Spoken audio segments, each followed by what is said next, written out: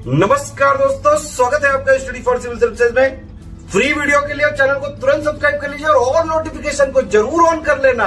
हमारा फ्री वाला टेलीग्राम ये वाला ग्रुप जरूर से जरूर ज्वाइन कर लीजिएगा। जय हिंद दोस्तों, बहुत बहुत स्वागत है आपका हमारे YouTube channel study for civil services में। दोस्तों, सीरीज प्रारंभ करने से पहले मैं आपको कुछ जानकारी देना चाहता हूं जो कि संबंधित है हमारे पेड कोर्सेज के बारे में। यदि आप हमारे पेड कोर्सेज ज्वाइन करना चाहते हैं तो आप नीचे दिए गए इन कॉलिंग नंबर्स पर कॉल करके जानकारी प्राप्त कर सकते हैं। दोस्तों, स्टडी फॉर सिविल सर्विसेज के द्वारा संघ लोक सेवा आयोग एवं सभी राज्य लोक सेवा आयोगों की परीक्षाओं के लिए विभिन्न प्रकार के पेड कोर्सेज संचालित किए जाते हैं। तो आप उनका लाभ उठाना चाहते हैं तो आप इन कॉलिंग नंबर्स पर कॉल करके उनका लाभ ले सकते हैं। इसके अलावा यदि आप हमारे फ्री जो इनिशिएटिव हैं जिसके तहत फ्री स्टडी मटेरियल एवं वीडियो आपको जो दिए जाते हैं उन्हें प्राप्त करना चाहते हैं तो आप हमारा टेलीग्राम चैनल अवश्य ज्वाइन करें, क्योंकि जितना भी अपडेटेड एवं लेटेस्ट जो वीडियोस होते हैं हमारे और स्टडी मटेरियल होता है वो उसी टेलीग्राम चैनल में आपको प्राप्त होता है। इसीलिए आप सबसे पहले टेलीग्राम ऐप अपने मोबाइल में इंस्टॉल कीजिएगा। उसके बाद उसमें सर्च ऑप्शन में जाकर के @स्टडी फॉर सिविल सर्विसेज को सर्च कीजिए और ज्वाइन के ऑप्शन पर क्लिक करके आप हमारे इस चैनल के मेंबर बन जाएंगे। ये आपकी परीक्षा में जो आप तैयारी कर रहे हैं जिस किसी भी प्रतियोगी परीक्षा की, उसमें आपको आपकी सफलता सुनिश्चित करने के लिए ठीक है काफ़ी महत्वपूर्ण भूमिका निभाएगा।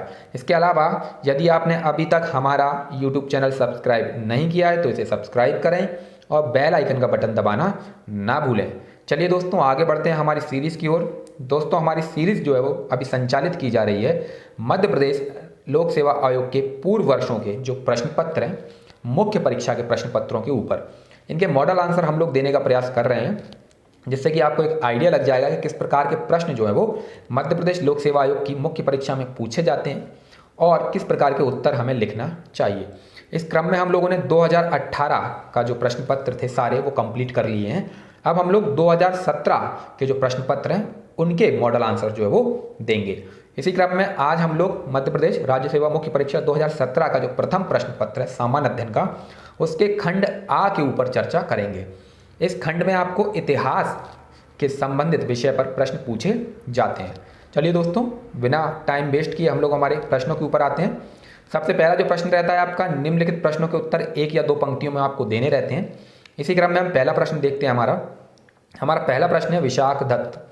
ठीक है, विशाख दत्त आप सभी को पता है कि प्राचीन जो भारत का इतिहास जब हम लोग पढ़ते हैं तो एक संस्कृत के महान विद्वान, कवि, लेखक, नाटककार के रूप में ये जाने जाते हैं। ठीक है, और इनकी जो रचनाएं हैं वो हमको प्राचीन भारतीय इतिहास के स्रोत के रूप में भी काफ़ी महत्वपूर्ण भूमिका निभाती हैं। तो इसी प्रकार इसका उत्तर देंगे हम लोग। प्राचीन भारतीय काल के संस्कृत के महान लेखक, कवि, नाटककार, विद्वान आप ऐड कर सकते हैं इसमें। इनके प्रमुख रचनाएं हम लोग बताएंगे मुद्रा राक्षस एवं देवी चंद्रगुप्तम। दोस्तों, हम सभी को पता है कि मुद्रा राक्षस जो है वो मौर्यकालीन जो इतिहास है उसका एक प्रमुख स्रोत माना जाता है। इसके अलावा देवी चंद्रगुप्तम से हम लोगों को पता चलता है कि जब समुद्रगुप्त के बाद जो चंद्रगुप्त द्वितीय विक्रमादित्य थे, जो गुप्त वंश के राजा हुए थे, ठीक है, तो उनके बीच में भी एक राजा हुए थे जिनका नाम था रामगुप्त। ठीक है, तो वो एक कहानी वहाँ पर मिलती है। ठीक है, उस कहानी का वर्णन देवी चंद्रगुप्तम नाटक में किया गया है कि किस प्रकार शकों के द्वारा वो पराजित होते हैं और उनकी एक शर्त मानने को राजी हो जाते हैं रामगुप्त, जो कि भाई होते हैं किसके, चंद्रगुप्त विक्रमादित्य के। और वो शर्त ये होती है कि रामगुप्त को अपना शासन बचाने के लिए अपनी जो पत्नी होती हैं उनको शक जो राजा होता है उनके पास भेजना होता है। ठीक है, इस नाटक में ये बताया गया है कि उनकी इस शर्त को मान लेने पर उनके जो भाई होते हैं, रामगुप्त के भाई चंद्रगुप्त विक्रमादित्य जो होते हैं वो काफ़ी क्रोधित हो जाते हैं और वे अपने भाई की हत्या कर देते हैं। और इसके साथ ही वे क्या करते हैं, शकों के शिविर में, ठीक है, नारी के भेष में, अर्थात उनकी जो भाभी रहती हैं उसके भेष में जा करके वो वहाँ पर बैठ जाते हैं और इस प्रकार शक राजा की क्या कर देते हैं, हत्या करके वो दोबारा से क्या करते हैं, अपने गुप्त साम्राज्य को फिर से प्रतिष्ठित मतलब स्थापित करते हैं। तो ये कहानी का वर्णन देवी चंद्रगुप्तम नाटक में मिलता है। ठीक है, तो इस प्रकार से ये गुप्तकालीन इतिहास का एक महत्वपूर्ण स्रोत माना जाता है। चलिए दोस्तों, आगे बढ़ते हैं हम लोग। हमारा अगला प्रश्न है तराइन का द्वितीय युद्ध। तराइन के द्वितीय युद्ध की जब हम बात करते हैं तो हम सभी को पता है कि तराइन के 2 युद्ध लड़े गए थे। प्रथम युद्ध और द्वितीय युद्ध ये लड़े गए थे मोहम्मद गौरी और पृथ्वीराज चौहान के बीच। ठीक, और पहला जो युद्ध होता है तराइन का, जो कि 1191 ईस्वी में होता है, ठीक है, उसमें पृथ्वीराज चौहान विजयी होते हैं और आपके मोहम्मद गौरी को वो पराजित करते हैं।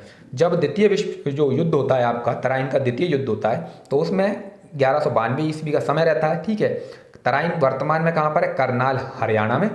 ठीक, और किस किस के बीच लड़ा जाता है? मुइजुद्दीन मोहम्मद बिन साम, ठीक है, इन शॉर्ट इसको मोहम्मद गौरी कहा जाता है, तथा अजमेर व दिल्ली के चौहान शासक पृथ्वीराज तृतीय के मध्य लड़ा गया। इस युद्ध में क्या होता है? पृथ्वीराज चौहान की पराजय होती है और मोहम्मद गौरी जो होते हैं वो विजय होते हैं। और इस प्रकार भारत में जो सल्तनत काल का जो इतिहास है, जो मुस्लिम शासक हैं वो अपना शासन जो है स्थापित करते हैं। तो हम सभी को पता है कि तराइन के 2 युद्ध लड़े गए थे, प्रथम युद्ध और द्वितीय युद्ध। ठीक है, एक और युद्ध तराइन का कहा जाता है जो मोहम्मद गौरी और जयचंद के बीच लड़ा जाता है। ठीक है, वो भी तराइन में ही लड़ा गया था। ठीक, तो उसकी चर्चा हम नहीं करेंगे यहाँ। हमें तराइन का द्वितीय युद्ध पूछा है तो उसके बारे में बहुत शॉर्ट में हमको जानकारी देनी है, जो हमने देने का प्रयास किया है। समय बताएंगे, काल कब लड़ा गया था? 1192 ईस्वी में। स्थान कहाँ था? तराइन, जो कि वर्तमान करनाल, हरियाणा में है। और किन किन के बीच में लड़ा गया था? तो मोहम्मद गौरी और अजमेर तथा दिल्ली के चौहान शासक पृथ्वीराज तृतीय के मध्य लड़ा गया। परिणाम यह हुआ कि मोहम्मद गौरी विजयी हुए। इसके बाद अगला प्रश्न है हमारा अश्वघोष। ठीक है, अश्वघोष दोस्तों हम सभी को पता है एक महान बौद्ध दार्शनिक एवं कवि थे।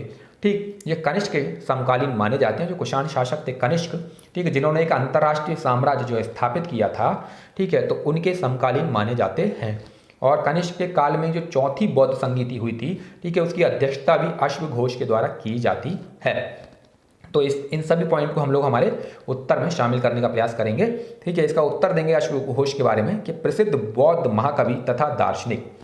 ठीक है, ये कुषाण नरेश कनिष्क के समकालीन माने जाते हैं। और चौथी बौद्ध संगीति जो कि कुंडलवन कहाँ पर है? कश्मीर के कुंडलवन में हुई थी, उसकी अध्यक्षता इन्होंने की थी। और इनकी जो प्रमुख रचनाएं हैं, उन रचनाओं में 2-3 रचनाओं के नाम हम देंगे। पहली रचना है बुद्ध चरितम। ठीक है, बुद्ध चरितम के बारे में कहा जाता है कि ये बौद्ध धर्म की रामायण मानी जाती है। सौंदरानंद, इसके बाद गंडी स्रोत गाथा और सारीपुत्र प्रकरण, जो सारीपुत्र प्रकरणम। ठीक है, सारीपुत्र प्रकरण इसको कहा जाता है। इन शॉर्ट, सारीपुत्र कौन थे? भगवान बुद्ध के शिष्य थे। ठीक है, तो ये चीज़ें जो है वो इनके बारे में हमको बतानी थी, महत्वपूर्ण पॉइंट थे अश्वघोष के बारे में। इसके बाद अगला प्रश्न है हमारा कलिंग युद्ध। कलिंग युद्ध दोस्तों आप सभी को पता है, जो मौर्य राजा थे, मौर्य सम्राट थे अशोक, उनके द्वारा लड़ा गया था। और हम सभी को पता है कि इस युद्ध के पश्चात ही जो सम्राट अशोक थे उनका हृदय परिवर्तन हो जाता है। जो व्यापक स्तर पर जो रक्तपात होता है इस युद्ध में, लाखों की संख्या में जो है वो लोगों की इसमें क्या हो जाती है? जान चली जाती है। तो युद्ध क्षेत्र में उस भयावह दृश्य को देख करके सम्राट अशोक का हृदय जो है वो पिघल जाता है। और वो युद्ध घोष के स्थान पर, जो भैरी घोष होता है, युद्ध घोष होता है, उसके स्थान पर धम्म घोष की क्या करते हैं? वो घोषणा करते हैं, धम्म घोष को अपना लेते हैं, अर्थात शांति वाला जो मार्ग है उसको अपनाते हैं। ठीक, तो इसी के आधार पर इसका उत्तर देंगे। कलिंग युद्ध क्या था? कलिंग युद्ध 261 ईसा पूर्व में। ठीक है दोस्तों, ये कहा जाता है कि अशोक ने अपने राज्याभिषेक के 8वें वर्ष में क्या किया था? ये युद्ध लड़ा था 261 ईसा पूर्व में। ठीक है, 269 ईसा पूर्व में क्या हुआ था? अशोक का जो आधिकारिक राज्याभिषेक है वो माना जाता है। ठीक, और इसके 8वें वर्ष में, ठीक है 9वें वर्ष में सॉरी, तो 261 ईसा पूर्व में ये युद्ध इन्होंने लड़ा था कलिंग में। स्थान था कलिंग, जो कि वर्तमान ओडिशा में आता है। और शासक कौन थे? मौर्य सम्राट अशोक एवं कलिंग के जो राजा थे उनको पदम के नाम से संबोधित किया जाता है। इसका विजेता कौन रहा? सम्राट अशोक जो थे वो इस युद्ध के विजेता रहे। कारण क्या था? साम्राज्य विस्तार करना अपना। ठीक है, क्योंकि क्या था उस समय मौर्य साम्राज्य जो था वो काफ़ी विस्तारित था और कलिंग पर आधिपत्य स्थापित करके जो आपका बंगाल की खाड़ी वाला जो तटवर्ती क्षेत्र था वो भी मौर्य सम्राट के अंतर्गत आ जाता, जिससे जो समुद्री जो व्यापार होता था उस पर भी क्या होता? आधिपत्य जो है वो स्थापित हो जाता। तो ये भी एक महत्वपूर्ण कारण था। परिणाम क्या हुआ? अशोक का हृदय परिवर्तन हो गया। ठीक है, आप ऐसे भी लिख सकते हैं कि भैरी घोष के स्थान पर अशोक ने क्या किया? धम्म घोष को अपना लिया। ठीक, अब अगला प्रश्न देखते हैं हम लोग। अगला प्रश्न है हमारा रामानंद। रामानंद दोस्तों हम सभी को पता है, ठीक है, ये कैसे थे? भक्ति कालीन जो पढ़ते हैं, मतलब जो हम लोग भारत में जो भक्ति आंदोलन पढ़ते हैं, ठीक है, 14वीं शताब्दी के दौरान, तो उस समय ये एक भक्ति संत थे। ठीक है, और ये क्या थे? वैष्णव भक्ति संत के रूप में जाने जाते थे। संस्थापक तो इन्होंने संस्थापना की थी किसकी? रामानंदी संप्रदाय की। ठीक, ये एक समाज सुधारक थे तथा उत्तर भारत में भक्ति आंदोलन के अग्रदूत माने जाते हैं। जो नॉर्थ इंडिया है वहाँ पर भक्ति आंदोलन की शुरुआत इनके द्वारा, रामानंद के द्वारा मानी जाती है। इनके प्रमुख जो शिष्य थे उनमें कबीर और रविदास आदि इनके प्रमुख शिष्यों में जाने जाते हैं। ठीक, इसके बाद अगला प्रश्न है हमारा अल बरूनी। अल बरूनी हम सभी को पता है। ठीक, ये एक क्या थे, फारसी विद्वान या लेखक थे। ठीक है, और इनकी जो महत्वपूर्ण जो रचना थी उससे हमें कई प्रकार की जो है वो जानकारी प्राप्त होती है। तो इसका उत्तर इसी क्रम में देंगे हम लोग। अल बरूनी कौन थे? अल बरूनी एक फारसी विद्वान, लेखक, वैज्ञानिक, विचारक तथा धर्मज्ञ थे। ठीक, इसके अलावा यह महमूद गजनी के साथ भारत की यात्रा पर आया था। अर्थात जो अल बरूनी थे, जो महमूद गजनी जिसने भारत पर 17 बार आक्रमण किया, उसके साथ ये आए थे। और इनकी प्रमुख जो रचना है वो है किताबुल हिंद या तहकीक हिंद। ठीक है, इसका हिंदी में जो अनुवाद है वो है कि भारत की खोज, इसको कहा जाता है। ठीक, तहकीक हिंद।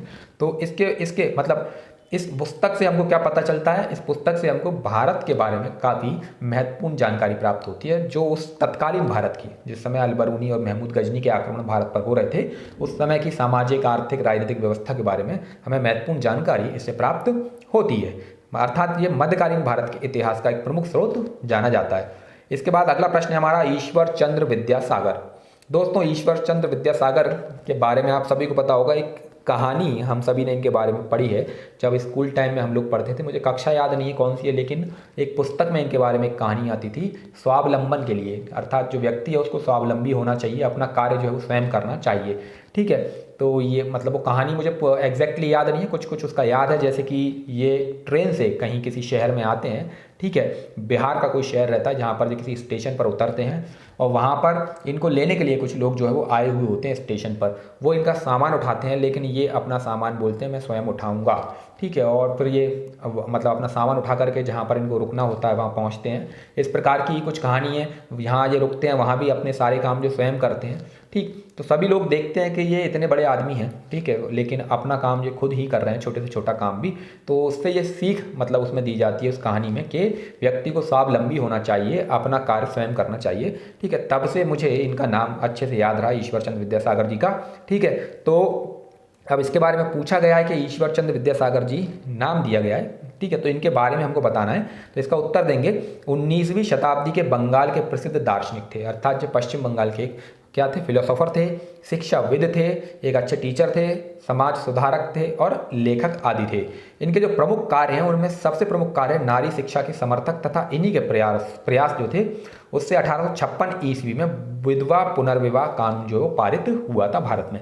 ठीक है, क्योंकि भारत में विधवा जो महिलाएं होती थी उनकी स्थिति काफ़ी दयनीय रहती थी। ठीक, उनको कई प्रकार की जो है यातनाएं सहन करनी पड़ती थी। ठीक है, उनका जो जीवन होता था वो समाज से बिल्कुल कट जाता था। यदि आपने देखा हो कहीं किसी नाटक में, किसी मूवी में, जो कि भारत में जो विधवाओं के ऊपर, ठीक है, जो बनाई गई थी, तो एक बार यदि औरत जो होती थी उनका यदि जो पति होते थे उनकी मृत्यु हो जाती थी, या तो उनके पास दो ही विकल्प रहते थे, या तो वो सती हो जाती थी या फिर वो जिस प्रकार का जीवन था, ठीक है, उनके बाल जो है वो काट दिए जाते थे, सिर जो है मूंड दिया जाता था उनका, उनको केवल सफ़ेद वस्त्र जो है धारण करने होते थे, किसी प्रकार के आभूषण श्रृंगार नहीं कर सकती थी, एक अलग कमरे में उनको रहना होता था, टाट पट्टी पर नीचे ज़मीन पर सोना पड़ता था। ठीक है, उनका भोजन जो है वो सात्विक रहता था, केवल भगवान की पूजा पाठ।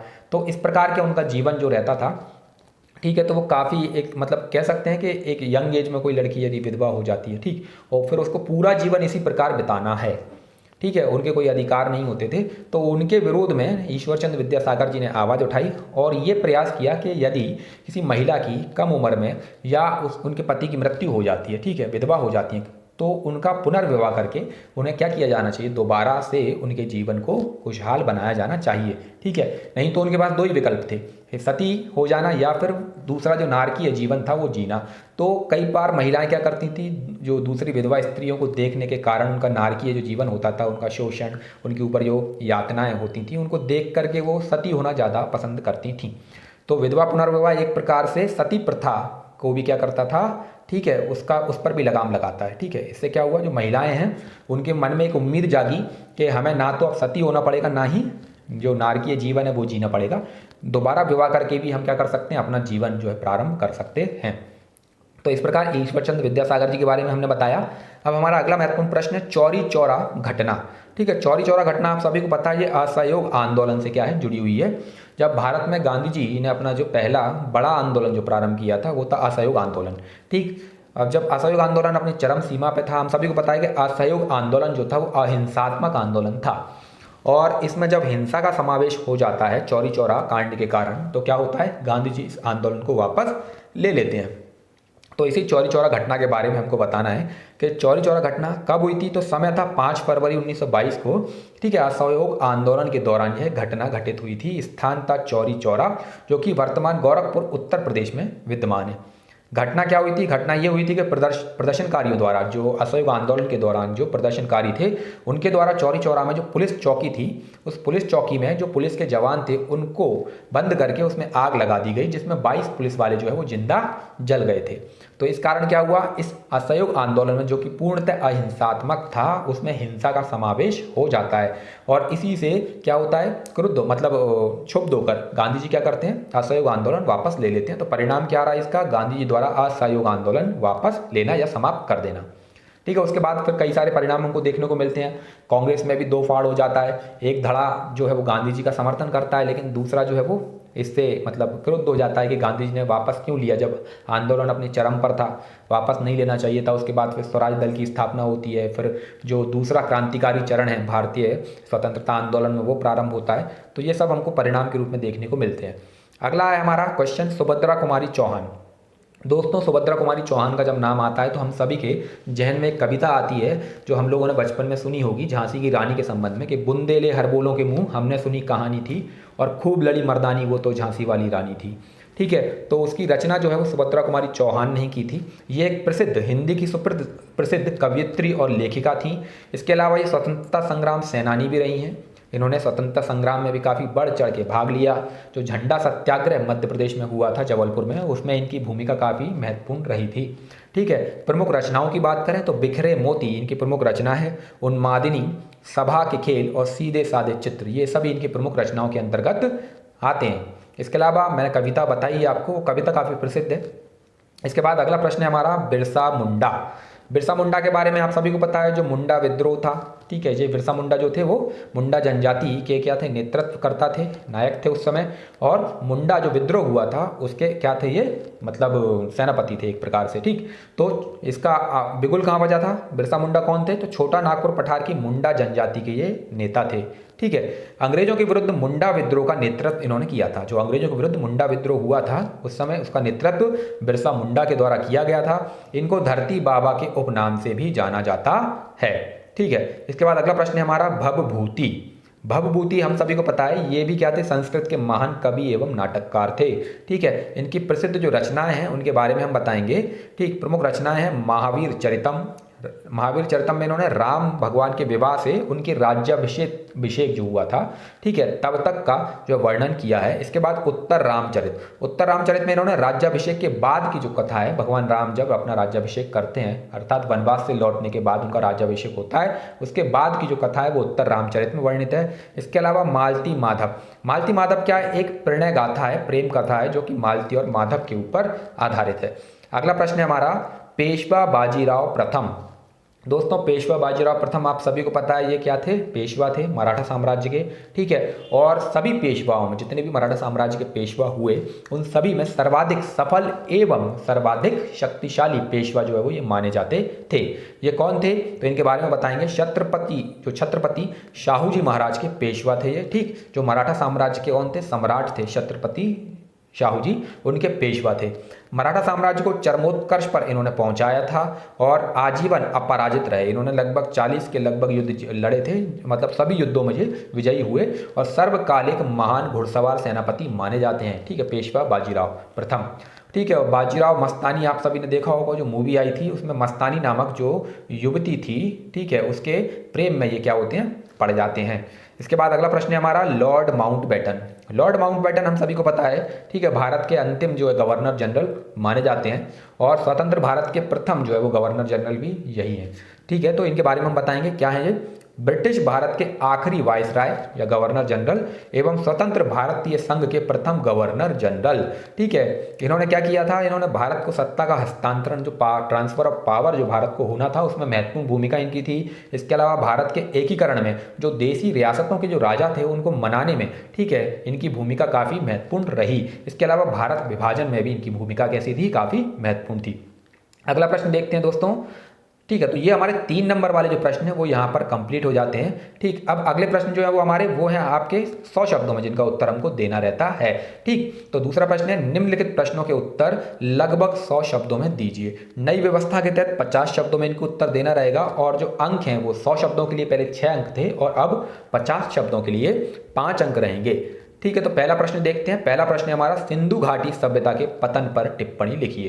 ठीक है, तो दोस्तों हम सभी को पता है सिंधु घाटी जो सभ्यता थी, ठीक है, वो काफ़ी महान सभ्यता थी और उसकी सबसे महत्वपूर्ण विशेषता ये थी कि वो नगरीय सभ्यता थी। ठीक, तो इस नगरीय सभ्यता का पतन क्यों हुआ उसके कारण हमको बताना है यहाँ पर। ठीक है, टिप्पणी करना है कि पतन क्यों हुआ। ठीक, तो उसके पतन के बारे में बताएंगे। ठीक है, थोड़ा सा बैकग्राउंड देंगे कि सिंधु घाटी सभ्यता सुनियोजित नगरों की नगरीय सभ्यता थी। इसके पतन के संदर्भ में कई संकल्पनाएं प्रस्तुत की गई हैं, किंतु कोई एक निश्चित आधार अभी तक प्राप्त नहीं हुआ है। ठीक है, इसका कारण यह है कि इसके मतलब काफ़ी सारे अनुमान लगाए गए हैं कि सिंधु घाटी सभ्यता का पतन जो है वो किन किन कारणों से हो सकता है, लेकिन कोई भी सुनिश्चित आधार जो है अभी तक प्राप्त नहीं हुआ है। ठीक है, कुछ प्रचलित मान्यताएं इस प्रकार हैं जो कि सिंधु घाटी के पतन के संदर्भ में दी गई हैं। सबसे पहली जो मान्यता है और सर्वव्यापक है वो है बाह्य आक्रमण, जिसके तहत माना जाता है कि आर्यों का आक्रमण हुआ और आर्यों ने क्या किया, सिंधु घाटी सभ्यता का जो है वो विनाश कर दिया। ऐसा क्यों कहा जाता है? ऐसा इस आधार पर कहा जाता है क्योंकि सिंधु घाटी सभ्यता से हथियारों के अवशेष जो है वो प्राप्त नहीं हुए हैं। ठीक है, हथियार जब तक नहीं मिले तो ये माना जाता था कि यहाँ का शासन किसके हाथ में था, यहाँ का शासन वणिक वर्ग के हाथ में था। वणिक वर्ग अर्थात व्यापारी जो थे यहाँ का शासन संचालन करते थे। किसी प्रकार की सेना जो है वो यहाँ पर नहीं रखी जाती थी। तो इसी कारण जब बाह्य आक्रमण हुआ होगा आर्यों का तो इन्होंने क्या किया होगा, अपने आप को सरेंडर कर दिया होगा। ठीक है, और आर्यों ने क्या किया, इस सभ्यता का विनाश कर दिया। ठीक है, और दूसरा कारण क्या है कि हम देखते हैं भारत में सिंधु घाटी सभ्यता के बाद जो वैदिक सभ्यता स्थापित होती है, ठीक है, वो किसके द्वारा, आर्यों के द्वारा स्थापित की जाती है और वो भी उसी क्षेत्र में स्थापित होती है। ठीक है, तो ये कारण माना जाता है कि कोई हथियार नहीं मिला, कोई सेना के प्रमाण नहीं मिले, तो इस कारण क्या था, जब आक्रमण हुआ होगा बाह्य आक्रमण तो ये लोग कैसे हो गए होंगे, एकदम मतलब बिल्कुल हथियारों के बिना तो आप मतलब समझ सकते हैं, तो आर्यों ने इनका विनाश कर दिया होगा। इसके बाद अगला जो कारण है हमारा वो है संसाधनों का अति दोहन। तो ये भी एक कारण माना जाता है कि संसाधनों का अति दोहन करने के कारण क्या हुआ होगा, संसाधनों के अति व्यय से उनकी जीवन शक्ति नष्ट हो गई। ठीक है, ये माना जाता है कि यहाँ पर क्या हुआ होगा, जो संसाधन विद्यमान थे, ठीक है, तो उनका अति दोहन यहाँ के नागरिकों के द्वारा, नगरों के द्वारा किया गया होगा, जिसके कारण संसाधनों की कमी हो गई और लोग वहाँ से क्या कर गए होंगे, पलायन कर गए होंगे।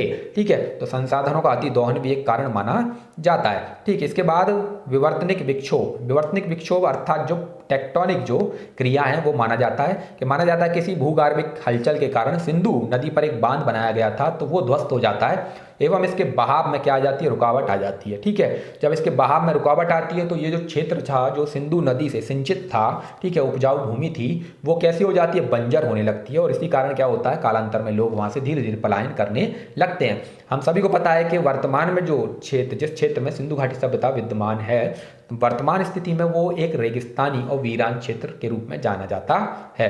ठीक है, इसके बाद अगला है दहसाला बंदोबस्त। तो ये कुछ कारण हुआ है। ठीक है, तो ये कुछ महत्वपूर्ण कारण हमने बताने का प्रयास यहाँ पर किया है। इसके बाद अगला प्रश्न है हमारा, दहसाला बंदोबस्त के विकास में राजा टोडरमल के योगदान पर प्रकाश डालिए। अब दोस्तों हम सभी को पता है कि राजा टोडरमल जो थे वो कौन थे, वो अकबर, जो मुगल बादशाह अकबर थे, उनके शासनकाल में, ठीक है, ये विद्यमान थे। ठीक है, उनके सेनापति थे। उन्होंने ही दहसाला, आईन ए दहसाला इसको कहा जाता है, तो आईन ए दहसाला जो बंदोबस्त है उसका क्या किया था, विकास किया था। ठीक है, तो उसी के संदर्भ में इसका उत्तर हमको देना है। इसका उत्तर देंगे हम लोग, आईन ए दहसाला मुगल बादशाह अकबर के शासनकाल में राजा टोडरमल द्वारा स्थापित भू राजस्व व्यवस्था थी। ठीक है, तो आईन दहसाला या दहशाला व्यवस्था किससे संबंधित थी, ये भू राजस्व से संबंधित थी। ठीक, जो कि इस प्रकार थी। अब इसमें क्या क्या प्रमुख प्रावधान थे, तो पहला प्रावधान था कि विभिन्न फसलों पर, जो उस समय अलग अलग फसलें उत्पादन की जाती थी, उन फसलों पर नगद वसूले जाने वाले लगान का करीब 10 वर्ष, ठीक है, 10 वर्ष का क्या कर दिया गया, का औसत निकालकर उसका 1/3 भू राजस्व के रूप में निश्चित कर दिया गया। ठीक है, 10 वर्ष का 1571 से 1580 ईस्वी तक के लिए। ठीक है, इसके बाद भूमि की पैमाइश हेतु क्या किया गया, उसे 4 भागों में बांट दिया गया। जो भूमि की पैमाइश होती थी, नाप जो होता था, ठीक है, उसको 4 भागों में बांटा गया भूमि को। पहला हो गया पोलज भूमि। ठीक है, पोलज भूमि कैसी भूमि होती थी, ऐसी भूमि जहां पर नियमित रूप से खेती होती थी, अर्थात ये सर्वाधिक उपजाऊ भूमि होती थी। और ये कहाँ पर पाई जाती थी? जो गंगा यमुना दोआब हो गया, ठीक है, उस मतलब क्षेत्र में पाई जाने वाली जो भूमि थी, उपजाऊ भूमि थी वो। इसके बाद परती भूमि। परती भूमि ऐसी भूमि होती थी जहां पर एक बार खेती की जाती थी, फिर 2 वर्ष के लिए उसको छोड़ दिया जाता था ताकि भूमि वापस से अपनी उर्वरा शक्ति प्राप्त कर ले। ठीक, इसके बाद चाचर भूमि ऐसी थी जिसको परती कितने वर्षों के लिए? 3-4 वर्षों के लिए छोड़ा जाता था। ठीक है, इसके बाद बंजर भूमि जो लगभग 5 से 6 वर्षों तक क्या होती थी? ऐसे ही पड़ी रहती थी जब तक वो अपनी उपजाऊपन दोबारा प्राप्त नहीं कर लेती थी। तो इस प्रकार ये विकास इन्होंने किया था। इसके बाद अगला प्रश्न है हमारा, 1857 के विद्रोह की प्रकृति की विवेचना कीजिए। क्या यह स्वतंत्रता संग्राम था? ठीक, तो हमको ये बताना है दोस्तों कि 1857 का विद्रोह की प्रकृति क्या थी। क्या यह एक वाकई में स्वतंत्रता संग्राम माना जा सकता है? तो इसके बारे में हम बताएंगे कि किन कारणों के आधार पर इसको स्वतंत्रता संग्राम कहा जाएगा। ठीक है, तो 1857 के विद्रोह के बारे में इतिहासकारों में परस्पर विरोधी मत हैं। ठीक है, जो इस प्रकार हैं। सबसे पहला तो यही है कि राष्ट्रीय स्वतंत्रता संघर्ष है या फिर विद्रोह ही था। ठीक है, मतलब कई इतिहासकार इसको केवल एक विद्रोह मानते हैं और कई इतिहासकार इसको भारत का पहला स्वतंत्रता संग्राम मानते हैं। ठीक, तो सर्वप्रथम किसने? बी.डी. सावरकर ने इसे राष्ट्रीय स्वतंत्रता के लिए युद्ध कहा था। और बी.डी. सावरकर हम सभी को पता है, ठीक है, जो क्या थे? भारतीय स्वतंत्रता आंदोलन के अग्रदूत माने जाते हैं। इसके बाद पट्टाभी सीतारामैया ने भारत का पहला स्वतंत्रता संग्राम कहा है। तो ये बड़े बड़े नाम जब इसके साथ जुड़ गए हैं, ठीक है, इन्होंने जिस प्रकार इसका मूल्यांकन किया, समीक्षा की है, उस आधार पर यह कहा जा सकता है कि ये राष्ट्रीय स्वतंत्रता संग्राम था, ना कि विद्रोह। इसके बाद अगला आता है कि ये सैनिक विद्रोह, धर्मयुद्ध या सभ्यता बनाम बर्बरता। ठीक है, तो अंग्रेज इतिहासकारों का मत है कि ये क्या था? ये सैनिक विद्रोह था, धर्मयुद्ध या सभ्यता बनाम बर्बरता, तो ये बर्बरता थी। ठीक है, अंग्रेज इतिहासकारों ने इसका मत अपना मत दिया है। इसके अलावा सामंतवादी प्रतिरोध भी इसको कहा जाता है। डॉक्टर ईश्वरी प्रसाद अंततः इसके उद्देश्य, ठीक है, मतलब डॉक्टर ईश्वरी प्रसाद ने क्या कहा है? इसको सामंतवादी प्रतिरोध कहा है। और अंत में जब हम बताएंगे तो इसके उद्देश्य विदेशियों को भारत से बाहर भगाना के आधार पर। ठीक है, ये जो स्वतंत्रता संग्राम था हमारा 1857 का, इसका प्रमुख उद्देश्य क्या था? जो अंग्रेज थे उनको भारत से बाहर भगाना। तो इस उद्देश्य के आधार पर कहा जा सकता है कि यह भारत का प्रथम स्वतंत्रता संग्राम था, क्योंकि जो हमारा स्वतंत्रता संग्राम था वो पूर्णतः किसके विरोध में था? वो अंग्रेजों के विरोध में था। ठीक है, अंग्रेजों की नीतियों के विरोध में था। ठीक है, उनके कार्यक्रमों के विरोध में था। तो जो उद्देश्य था, तो उद्देश्य तो यही बताता है कि ये स्वतंत्रता संग्राम था, ना कि विद्रोह। ठीक है, इसके बाद अगला प्रश्न हम लोग देखते हैं दोस्तों, मध्य प्रदेश के बौद्ध स्थलों की विशेषताओं को रेखांकित कीजिए।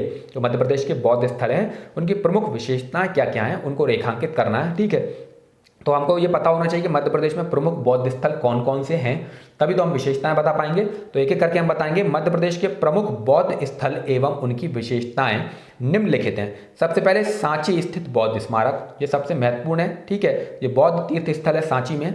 यह सम्राट अशोक द्वारा बनवाए गए हैं। कब? ईसा पूर्व 3री शताब्दी में। ठीक है, इनकी विशेषताएं क्या है? स्तूप तोरणों से घिरे हुए हैं। तोरण जो होते हैं, जो द्वार बने रहते हैं, तोरण द्वार, उनसे घिरे हुए हैं। द्वार की मेहराबों पर भगवान बुद्ध का जीवन चरित्र उत्कीर्ण है। ठीक है, अर्थात चित्रों के माध्यम से क्या किया गया है? जो द्वार हैं उनकी मेहराबों पर भगवान बुद्ध का जीवन चरित्र से जुड़ी घटनाएं जो उनको वर्णित किया गया है। और ये ईंटों से निर्मित कराया गया था सम्राट अशोक के समय। ठीक है, शुंग काल में इसको किससे? पाषाण निर्मित बताया जाता है। ठीक है, अगला है हमारा बरहुत स्तूप, जो कि सतना में है। ठीक है, बरहुत स्तूप सतना में विद्यमान है। इसका निर्माण सम्राट अशोक द्वारा ईसा पूर्व 3री शताब्दी में किया गया था। ठीक है, भगवान बुद्ध को प्रतीकों के रूप में जैसे पद चिन्ह, धम्म चक्र, बोधि वृक्ष आदि द्वारा दर्शाया गया है। ठीक है, ये भी ईंटों से बना था, लेकिन शुंग काल में क्या किया गया? यहाँ पर पाषाण से क्या किया गया है? बेष्टनी, जो बाहर स्तूपों के बाहर जो चारों तरफ रेलिंग जो बनाई जाती है वो पाषाण से बनवाई गई शुंग काल में। ठीक है दोस्तों, तो इस प्रकार जो 2 प्रमुख बौद्ध स्थल हैं मध्य प्रदेश में, उनके बारे में हमने वर्णन किया और उनकी विशेषताएं बताने का प्रयास किया। अगला प्रश्न है हमारा, उन परिस्थितियों का वर्णन कीजिए जिनमें भारत को स्वतंत्रता प्राप्त हुई। अर्थात वो परिस्थितियां बतानी है जब भारत को स्वतंत्रता प्राप्त हुई थी, उस समय क्या परिस्थितियां विद्यमान थी। तो एक एक करके देखते हैं दोस्तों। जिन परिस्थितियों में भारत को स्वतंत्रता प्राप्त हुई वे निम्नलिखित हैं। ठीक है, अब इसमें कौन सी परिस्थितियां आएंगी? सामाजिक परिस्थितियां कैसी थी, आर्थिक परिस्थितियां कैसी थी, राजनीतिक परिस्थितियां कैसी थी। ठीक है, इनका वर्णन हमको करना है। तो भारत में सामाजिक परिस्थिति कैसी विद्यमान थी? उस समय असमानता थी समाज में। ठीक है, जातिगत भेदभाव, छुआछूत विद्यमान थे। रूढ़िवादी मानसिकता भारत में विद्यमान थी। धार्मिक, ठीक है, संप्रदायवाद आदि जो थे वो विद्यमान था। हम सभी को पता है जब भारत विभाजन की घोषणा हुई तो भारत में सांप्रदायिक दंगे फैल गए थे। ठीक है, जातिगत जो भेदभाव था वो विद्यमान रहा है समाज में। ठीक, तो ये सब सामाजिक परिस्थितियां थीं। आर्थिक परिस्थितियों की जब हम बात करते हैं तो आर्थिक परिस्थितियों में आर्थिक विषमता हमको देखने को मिलती है, ठीक है। इसके बाद निम्न प्रति व्यक्ति आय, उस समय भारत में जो प्रति व्यक्ति आय थी वो काफ़ी निम्न थी। गरीबी, कुपोषण, भुखमरी आदि समस्याएं उस समय विद्यमान थी। इसके अलावा जो राजनीतिक परिस्थिति थी, राजनीतिक परिस्थिति कैसी थी? भारत का एकीकरण करना था, ये एक सबसे बड़ी समस्या थी। रियासतों का विलय, संविधान का निर्माण, विदेशी आक्रमण का सामना, ठीक है। तो ये इस प्रकार की राजनीतिक परिस्थितियां थी वो उस समय विद्यमान थी। इसके अलावा अंतर्राष्ट्रीय परिस्थितियों की जब हम बात करें तो उस समय अंतर्राष्ट्रीय स्थिति कैसी थी? द्वितीय विश्व युद्ध समाप्त हुआ था तथा दो विचारधाराओं के मध्य शीत युद्ध का क्या हुआ था? प्रारंभ हो गया था। तो ये कुछ परिस्थितियां थी जिनके आलोक में, जिनके बीच में, जिनके दौरान क्या हुआ? भारत को स्वतंत्रता प्राप्त हुई। चलिए दोस्तों आगे बढ़ते हैं। अगला प्रश्न है हमारा, शेर शाह का शासक के रूप में मूल्यांकन करना है, ठीक है। तो करते हैं। तो देखिए दोस्तों, शेर शाह का शासक के रूप में मूल्यांकन। तो शेर शाह सूरी हम सभी को पता है कि इसने भारत पर क्या किया था? अपना अफगान जो शासन, ठीक है, द्वितीय अफगान शासन जो स्थापित किया था, ठीक है। और शेर शाह सूरी ने क्या किया था? हुमायूं को पराजित करके क्या किया था? अपना जो शासन या शूर वंश जिसको कहा जाता है उसकी स्थापना भारत पर की थी। तो इसके बारे में बताएंगे हम लोग। शेर शाह सूरी एक शासक के साथ साथ सुयोग्य संगठनकर्ता भी था, ठीक है। उसके निम्नलिखित कार्य इस प्रकार हैं। सबसे पहला कार्य था द्वैध शासन व्यवस्था। द्वैध शासन व्यवस्था कैसी थी? इसने प्रांतों और सरकारों दोनों में क्या किया था? अपनी अलग अलग शासन व्यवस्था जो वो स्थापित की थी, अर्थात द्वैध शासन व्यवस्था जिसको कहा जाता है, ठीक है, वो बनाया हुआ था। इसके बाद सरकार का प्रशासन। सरकार का प्रशासन कैसा था? अर्थात इसने अपना एक प्रशासनिक व्यवस्था बनाई थी जिसमें शिकदार जो होता है वो प्रमुख सैन्य अधिकारी होता था, मुंसिफ राजस्व संग्रह करने का अधिकारी होता था और अन्य प्रकार के अधिकारी भी इसने जो वो मतलब था वो उनका नियुक्ति की थी। इसके बाद स्थायी उत्तरदायित्व। ग्राम प्रशासन की बात करें तो ग्राम प्रशासन जो था वो स्थायी उत्तरदायित्व के सिद्धांत पर आधारित था और गांव में जो मुकद्दम होते थे, चौधरी, खुद मुकद्दम, इस प्रकार के अधिकारी होते थे, तो ये प्रमुख अधिकारी माने जाते थे। इसके अलावा न्याय व्यवस्था में सर्वोच्च न्यायाधीश सुल्तान होता था तथा उसके नीचे काजी उल कुजात का न्यायालय होता था, ठीक है। अगला है व्यापारिक एवं सैनिक महत्व के लिए कई सड़कों व सराहें बनवाई इसने, ठीक है। इसने जो व्यापार व्यवसाय था एवं जो सैनिक अभियान होते थे उनके लिए कई बड़ी बड़ी सड़कों का निर्माण करवाया, ठीक है, और कई प्रकार की सराहें इसने, ठीक है, जो आरामगाह होते थे वो बनवाए। सबसे महत्वपूर्ण जो इसका निर्माण रहा, बंगाल से सिंधु नदी तक इसने ग्रांड ट्रंक रोड का निर्माण जो है वो कराया था। उपरोक्त आधारों पर शेर शाह का मूल्यांकन एक कुशल शासक, प्रशासनिक संगठनकर्ता के रूप में किया जा सकता है। दोस्तों इनके उत्तर काफ़ी शॉर्ट में दिए जा रहे हैं, इसलिए दिए जा रहे हैं क्योंकि नए वाले पैटर्न में केवल 50 शब्दों में उत्तर हमको देना है, ठीक है। कोशिश ये की जा रही है कम से कम शब्दों में उत्तर दें, ठीक। अगला प्रश्न है हमारा, मालवा की चित्रकलाओं की विशेषताओं पर प्रकाश डालिए, ठीक है। तो जो मालवा क्षेत्र है मध्य प्रदेश का, उसकी चित्रकला जो है उनकी क्या विशेषताएं हैं उनके बारे में हमको बताना है। तो हम बताएंगे दोस्तों, मालवा की चित्रकलाओं की विशेषताएं इस प्रकार हैं, ठीक। सबसे पहले अधिकांश जो चित्र होते हैं मालवा में वो घर की महिलाओं के द्वारा ही बनाए जाते हैं, ठीक है। इसके लिए कोई विशेष प्रकार के प्रशिक्षण की आवश्यकता नहीं होती है। ये पीढ़ी दर पीढ़ी परंपरा के आधार पर, ठीक है, एक पीढ़ी से दूसरी पीढ़ी में ट्रांसफर होते रहते हैं, जो कि विभिन्न तीज त्योहारों पर, धार्मिक उत्सवों पर, खुशियों के अवसरों पर क्या होता है, इनका चित्रांकन घरों की दीवारों पर किया जाता है। तो अधिकांश चित्र किसके द्वारा? महिलाओं के द्वारा बनाए जाते हैं, ठीक है। प्रमुख कौन से? चित्रावण एक क्या है? इनकी चित्रकला है जो कि घर की बाहरी दीवारों एवं मंदिरों की दीवारों पर देखने को मिलती है, ठीक है। इनमें क्या होता है चित्रावण में, ठीक है, भगवान के चित्र हो गए, कई प्रकार के फूल, पेड़ पौधे जो होते हैं, ठीक है, पत्तियां, इनकी आकृतियां बनाई जाती हैं। इसके बाद अगला है मांडना।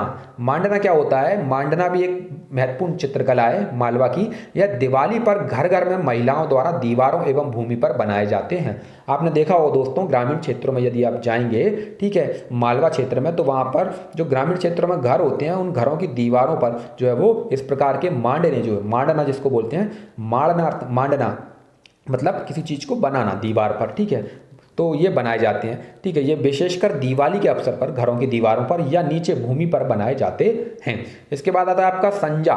संजा क्या है? संजा पर्व पर किशोरियाँ, मतलब संजा जो पर्व है इस पर किशोरियों द्वारा दीवार पर गोबर, फूल, पत्ती आदि से विभिन्न आकृतियां बनाई जाती हैं। इसके बाद रंगोली, आप सभी को पता है रंगोली क्या होता है। रंगोली में विभिन्न रंगों के साथ प्रकृति, जीव जंतु, भगवान के रूपों का चित्रण जो है वो मालवा क्षेत्र में किया जाता है। ठीक है, अधिकांश जो चित्रकलाएं हैं वो त्योहारों, धार्मिक उत्सवों, मंगल कार्यों पर की जाती हैं। तो इस प्रकार मालवा की जो चित्रकला थी उसकी विशेषताओं का वर्णन हमने यहाँ पर किया है। अगला प्रश्न है हमारा दोस्तों, राष्ट्रवाद के विकास में आर्य समाज की भूमिका का विश्लेषण कीजिए। ठीक है, तो भारत में जो राष्ट्रवाद का विकास हुआ था स्वतंत्रता आंदोलन के दौरान, उसमें आर्य समाज की क्या भूमिका रही उसका विश्लेषण हमको यहाँ पर करना है। ठीक, तो राष्ट्रवाद के विकास में आर्य समाज की बहुत महत्वपूर्ण भूमिका रही जो कि निम्नलिखित है। पॉइंट वाइज इसको देखते हैं दोस्तों। हिंदी व भारतीय संस्कृति की महानता का प्रसार किया। हम सभी को पता है कि आर्य समाज जो था उन्होंने क्या किया, जो आर्य समाज के संस्थापक थे कौन, स्वामी दयानंद सरस्वती। तो स्वामी दयानंद सरस्वती ने हिंदी व जो भारतीय संस्कृति की महान परंपरा रही है, जो वैदिक परंपरा रही है, उसका प्रचार प्रसार जो है वो पूरे भारत में करने का प्रयास किया। ठीक है, लोगों को जागरूक किया कि हमारी जो परंपरा रही है, हमारा जो इतिहास रहा है, ठीक है, जो हमारी संस्कृति है वो प्रारंभ से ही, प्राचीन काल से ही काफ़ी महान रही है, हमें उस पर गर्व होना चाहिए। ठीक है, जो अंग्रेजों के द्वारा जो कहा जाता था कि हम असभ्य हैं, ठीक है, वो हमें सभ्यता सिखाने के लिए आए हैं, वो गलत है। ठीक, इसके बाद अगला पॉइंट है, जातीय समानता व अछूतोद्वार के लिए कार्य किया। ठीक है, जातीय समानता स्थापित करने का प्रयास किया। जातिगत भेदभाव थे, ठीक है, उनको कम करने का भी इन्होंने क्या किया, प्रयास किया। इसके बाद अछूत जो होते थे उनके उद्धार के लिए भी इनके द्वारा कार्य किया गया। अगला प्रश्न है हमारा, शुद्धि आंदोलन के द्वारा हिंदू धर्म में वापसी का मार्ग दिया। ठीक है, शुद्धि आंदोलन किनके विरुद्ध में चलाया था इन्होंने, जो ईसाई मिशनरियां होती थी उनके द्वारा जो हिंदुओं का, ठीक है, जो भारतीयों का धर्म परिवर्तन कराया जाता था और उनको ईसाई बना दिया जाता था, तो शुद्धि आंदोलन चला करके उन्होंने वापस जो है वो किसमें, हिंदू धर्म में लाने का प्रयास उनको किया। इसके अलावा राजनीतिक स्वतंत्रता को प्रमुख लक्ष्य बनाकर, जो राजनीतिक स्वतंत्रता थी उसको प्रमुख लक्ष्य बनाकर राजनीतिक जागृति पैदा की भारतीयों में। ठीक है, जिसने राष्ट्रवाद के विकास में क्या किया, योगदान दिया। इसके अलावा विदेशी वस्तु का बहिष्कार व स्वदेशी पर इन्होंने बल दिया। ठीक है, इसके अलावा हिंदी को राष्ट्रभाषा स्वीकारा, इन्होंने हिंदी का क्या किया, प्रचार प्रसार किया और ये बताया कि हमारी जो राष्ट्रभाषा है वो क्या होनी चाहिए, हिंदी होनी चाहिए। इसके अलावा इन्होंने राष्ट्रीय आंदोलन में क्रांतिकारी विचारधारा के निर्माण में भी काफी महत्वपूर्ण भूमिका निभाई, क्योंकि स्वामी दयानंद सरस्वती को काफी उग्र विचारों का जो है वो क्या विद्वान माना जाता था। ठीक, इसके बाद अगला प्रश्न है हमारा, उत्तर वैदिक काल। उत्तर वैदिक काल की सामाजिक दशा पर प्रकाश डालिए। ठीक है, उत्तर वैदिक काल कब से कब तक माना जाता है, 1000 ईसा पूर्व से 600 ईसा पूर्व। तो उत्तर वैदिक काल की सामाजिक दशा पर प्रकाश डालना है हमको। ठीक है, तो देखते हैं दोस्तों, उत्तर वैदिक कालीन सामाजिक दशा निम्नलिखित थी। ठीक है, पॉइंटों में इसको समझेंगे। सबसे पहला पॉइंट है हमारा, सामाजिक व्यवस्था कैसी थी, वर्ण व्यवस्था पर आधारित थी और समाज में 4 वर्ण थे, ब्राह्मण, क्षत्रिय, वैश्य और शूद्र। ठीक है, ब्राह्मण, क्षत्रिय, वैश्य समाज में प्रतिष्ठित थे, जबकि शूद्रों की स्थिति काफी निम्नतर थी। ये हम हमारे इतिहास में हमेशा ही पढ़ते हैं कि ब्राह्मण सर्वोच्च रहे हैं, उसके बाद क्षत्रिय, उसके बाद फिर वैश्य और शूद्र जो है वो इन तीनों के सेवक के रूप में जो वो स्थापित किए गए हैं। इसके बाद वर्णों में जटिलता आने लगी थी। ठीक है, अब जो जटिलता से तात्पर्य क्या था, जो वर्ण व्यवस्था थी वो पहले कैसी थी, कर्म आधारित थी, लेकिन उत्तर वैदिक काल तक आते आते उसमें कैसी कठोरता आने लगी, जटिलता आने लगी और वर्ण व्यवस्था जो है वो मतलब वंशानुगत आधार पर जो है वो होने लगी। ठीक, इसके बाद अगला है पॉइंट, वर्णों में सामाजिक दूरी पैदा हो गई। ठीक है, वर्णों में जो कठोरता आने लगी उसके कारण क्या हुआ, उनमें आपस में दूरी पैदा होती चली गई, सामाजिक दूरी जो है वो स्थापित होती चली गई। इसके अलावा स्त्रियों को राजनीतिक व शैक्षणिक अधिकार कम हो गए थे। हम देखते हैं वैदिक काल में कई प्रकार की स्त्रियां थी, जैसे कि हम देखते हैं लोपा मुद्रा हो गई, विश्वारा, अपारा हो गई, ये सब इनको शिक्षा के अधिकार प्राप्त थे, ये वेदों का पाठन कर सकती थी, ठीक है, वेदों को सुन सकती थी।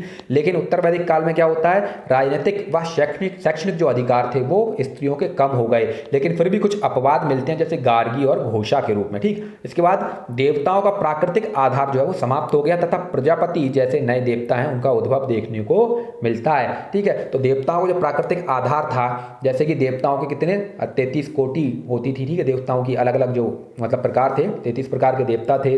ठीक है, आकाश के देवता अलग होते थे, पृथ्वी के देवता अलग होते थे, तो ठीक है, वर्षा के देवता अलग होते थे। तो इस प्रकार अलग अलग देवताओं के प्रकार थे। तो उनका जो प्राकृतिक आधार था, जिस आधार पर उनका जो मतलब वर्गीकरण किया गया था, वो आधार समाप्त हो गया। ठीक है, और प्रजापति जो थे वो पशुओं के देवता जो है वो माने जाते थे, ठीक है। उनका आधार चेंज हो गया, अब वो शूद्रों के देवता हो गए। तो इस प्रकार से जो है इनका प्राकृतिक आधार जो है परिवर्तित हो गया था। अब आता है यज्ञ, धार्मिक कर्मकांड एवं बलि प्रथा जो है बढ़ने लगी थी। उत्तर वैदिक काल में दोस्तों हम लोग देखते हैं कि जो वैदिक जो कर्मकांड थे उनकी जो है वो उनमें वृद्धि हो जाती है, ठीक है। मतलब कई महीनों तक, सालों तक जो है वो यज्ञ हवन होते रहते थे। इनमें जो बलि प्रथा थी, ठीक है, वो भी बढ़ने लगी थी। अब बलि प्रथा का भी विरोध उत्तर वैदिक काल में देखने को मिलता है, क्योंकि इस समय कृषि का जो है विकास होने लगा था और कृषि में पशुओं की आवश्यकता होती थी, ठीक है। और दूसरी तरफ क्या होता था, वैदिक जो यज्ञ होते थे उनमें पशुओं की बलि दी जाती थी और उन्हीं पशुओं को कृषि में ज़्यादा जो है वो महत्व दिया जाता था। तो इस प्रकार से ये विरोध इनका होने लगा था धार्मिक कर्मकांडों का। चलिए दोस्तों अगला प्रश्न देखते हैं। अगला प्रश्न जो है वो हमारा, तो हमारे जो 10 मतलब जो प्रश्न हमको करने होते हैं, ठीक है, 10 प्रश्नों के उत्तर हमको देने होते हैं 100 शब्दों में, जिनका उत्तर हमको देना होता है। तो ये वाला पोर्शन हमारा 60 नंबर का रहता था, जिसमें 10 प्रश्नों के उत्तर देने होते हैं और प्रत्येक प्रश्न 6 नंबर का रहता है, ठीक। अब इसमें जो व्यवस्था है वो परिवर्तित हो गई है। अब इसमें प्रश्नों की संख्या तो 10 ही रहेगी, मतलब 10 ही प्रश्न आपको 10 प्रश्नों के उत्तर आपको देने रहेंगे। अंक जो रहेंगे 5 अंक का रहेगा एक प्रश्न, और शब्द सीमा जो है वो 50 कर दी गई है नई व्यवस्था के तहत, ठीक। तो ये 10 प्रश्न हमारे कंप्लीट हुए प्रश्न क्रमांक 2 के तहत। अब हम देखते हैं प्रश्न क्रमांक 3। प्रश्न क्रमांक 3 में हमको 3 प्रश्नों के उत्तर देने रहते हैं। ये दीर्घ उत्तरीय जो है प्रश्न होते हैं, ठीक है। तो देखते हैं, निम्नलिखित प्रश्नों के उत्तर दीजिए, प्रत्येक लगभग 300 शब्दों में लिखिए।